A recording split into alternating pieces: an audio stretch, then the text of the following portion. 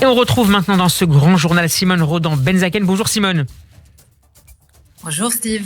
Et merci de nous rejoindre comme tous les vendredis. Vous êtes la directrice Europe de l'American Jewish Committee, l'IJC, qui a commandé une enquête avec la Fondapol sur l'antisémitisme, dont les résultats ont beaucoup été commentés depuis leur publication mercredi à la une du journal Le Parisien. Une radiographie de l'antisémitisme en France qui confirme que 2/3 des Juifs ont eu affaire au moins une fois dans leur vie à la haine antisémite. En effet, alors c'était une double enquête. C'est la deuxième fois que nous avons organisé cette radiographie qui regarde à la fois les préjugés au sein de la société française et en effet aussi nous avons interrogé 521 Français juifs sur leur impression, c'est-à-dire sur leur perception de l'antisémitisme en France, sur leur expérience de l'antisémitisme en France. Et en effet, nous avons trouvé que 2 Français juifs sur 3 disent avoir déjà vécu un acte antisémite au cours de leur vie. Cela remonte encore plus chez les jeunes, où on a 82% des Français entre 18 et 24 ans qui disent avoir subi un acte antisémite au cours de leur vie. Et vous notez notamment dans cette étude, Simone, que l'école est le lieu où se manifestent le plus souvent, le plus régulièrement ces incidents antisémites. En effet, et ça va parfaitement avec ce que je viens de vous dire, c'est-à-dire effectivement, ce sont les jeunes qui sont les plus frappés par l'antisémitisme. Et en effet, c'est le cas de l'école. Et ça pose la question de l'encadrement de ces écoles. Ça pose en effet, mais c'est une question que nous connaissons bien, que le grand public parfois ne connaît pas aussi bien. Mais oui, en effet, ça pose la question de l'encadrement, de la capacité de l'école publique à protéger les enfants. Le problème aujourd'hui, c'est que, et c'est ce qu'on a vu effectivement aussi avec cette enquête, c'est qu'en fait, c'est devenu une normalité pour la plupart des familles des familles juives qui conseillent à leurs enfants de faire attention, conseillent à leurs enfants de ne pas porter de kippa, qui conseillent à leurs enfants de ne pas révéler leur identité juive à leurs collègues à l'école.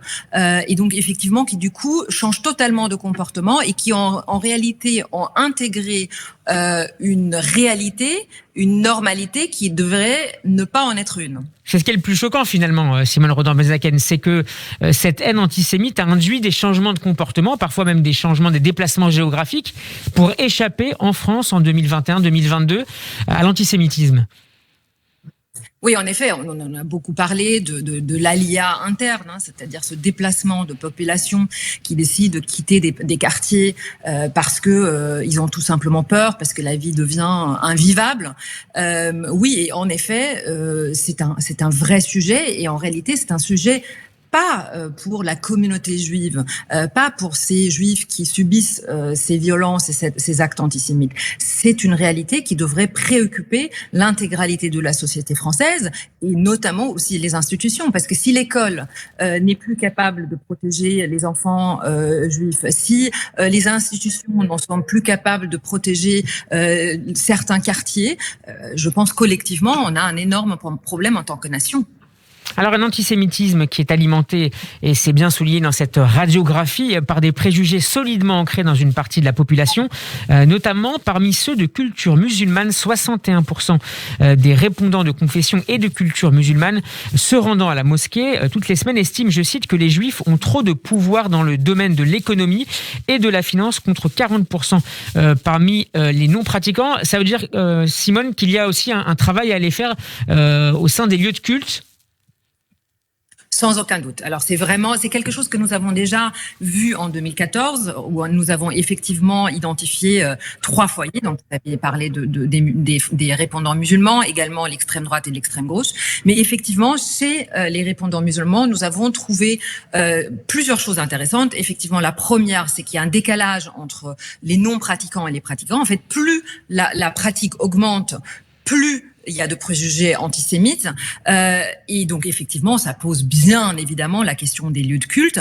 On peut se poser la question de ce qu'ils entendent là-bas. Ça pose la question aussi du financement étranger, qui a été posé à de nombreuses reprises, de la formation des imams, etc., etc. Donc, bien évidemment, c'est-à-dire ces lieux-là sont des lieux où les gens se retrouvent, où ils entendent apparemment des choses qui ne correspondent pas avec les valeurs de la République. Comment est-ce qu'on peut casser des préjugés qui sont ancrés dans l'histoire de l'antisémitisme, notamment d'extrême droite, mais pas seulement? Comment on peut lutter contre ça au quotidien?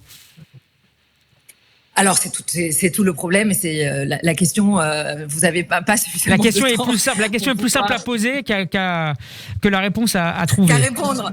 Et si on avait retrouvé des réponses depuis des millénaires, on serait collectivement pas là. Mais effectivement, c'est bien évidemment tout le problème.